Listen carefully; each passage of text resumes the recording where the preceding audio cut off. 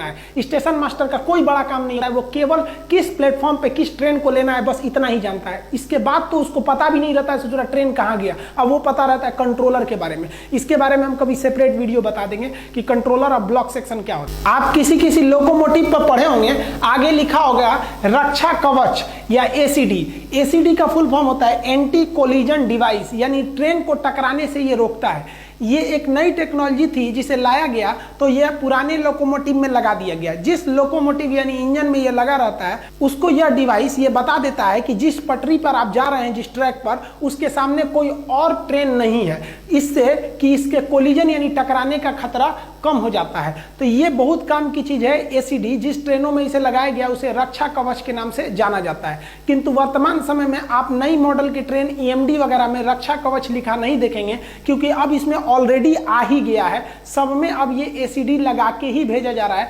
ताकि अगर same track पर अगर दो ट्रेनें आ जाएंगी तो जिसमें भी एसीडी यानी रक्षा कवच है उसका ब्रेक अपने से लग जाएगा। तो आज इंडिया की हर एक ट्रेन के इंजन में एसीडी यानी रक्षा कवच लगा दिया गया है। अब दो ट्रेन को अगर एक साथ भेज भी देते हैं तो वो दोनों ट्रेनें रुक जाएंगी एक सेफ डिस्टेंस पर। लोकोमोटिव के फेस पर, फेस समझते हैं, थुथुर खोपड़ी पे सामने आप देखे होंगे एक हेडलाइट रहता है। तो ये तो समझ में आता है भैया हेडलाइट है, रात के समय ट्रैक देखने के लिए होता है कि कोई जानवर वगैरह तो ट्रैक पे नहीं है। लेकिन इस हेडलाइट के ऊपर आप यहां देखेंगे कि येलो कलर का फ्लैशर लाइट रहता है। ये फ्लैशर लाइट क्यों होता है कि ये जब ट्रेन आपातकालीन स्थिति में रुकी है या चेन पुलिंग करके रोका गया है तो ये फ्लैशर लाइट को जला दिया जाता है। ये फ्लैशर लाइट अगले 4-5 किलोमीटर तक दिखता है। इसकी इंटेंसिटी काफ़ी ज़्यादा रहती है, इसे बहुत हाई वोल्टेज पर दिया जाता है और ये कंटिन्यू नहीं जलती है, ये जलती बुझती रहती है ताकि दूसरे का ध्यान अट्रैक्ट हो कि ये ट्रेन को जेन्युइन नहीं रुकी हुई है, इसे आपात स्थिति या चेन पुलिंग करके रोका गया है। तो ये हो गया फ्लैशर लाइट। लोकोमोटिव में मार्कर लाइट भी होते हैं। आप यहाँ देखिएगा तो यहाँ मार्कर लाइट है और ये मार्कर लाइट है। मार्कर लाइट दो कलर के होते हैं, लाल और सफेद। देखिए जब लोकोमोटिव फॉरवर्ड डायरेक्शन यानी सीधे चलता है फॉरवर्ड डायरेक्शन में तो सफेद वाला मार्कर लाइट जलता है जो व्हाइट कलर का है, तो वो जलेगा फॉरवर्ड डायरेक्शन में, व्हाइट वाला जलेगा।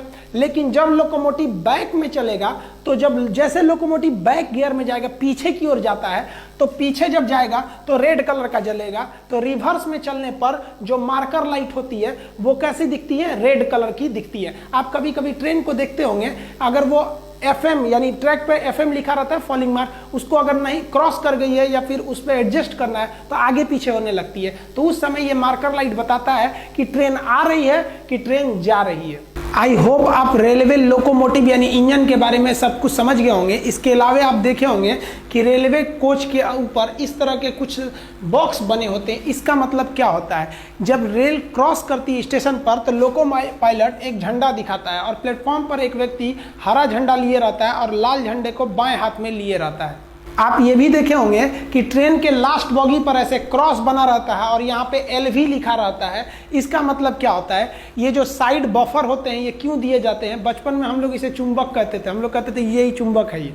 और भी आप देखे होंगे कि ये कॉपलिंग क्या होती है। मालगाड़ियों की कॉपलिंग अलग होती है और सवारी गाड़ी की कॉपलिंग अलग होती है। बचपन में सबसे ज्यादा आदमी दिमाग लगाता था कि ट्रेन अपनी पटरी कैसे बदल देती है। इसको हम लोग 3D 2D और एनिमेशन की मदद से समझेंगे कि कैसे ट्रैक बदल देती है। आप अगर इसको समझना चाहते हैं तो आप कमेंट करेंगे, उसके बारे में हम एक सेपरेट वीडियो बना देंगे। मिलेंगे हम नेक्स्ट वीडियो में, तब तक के लिए जय हिंद।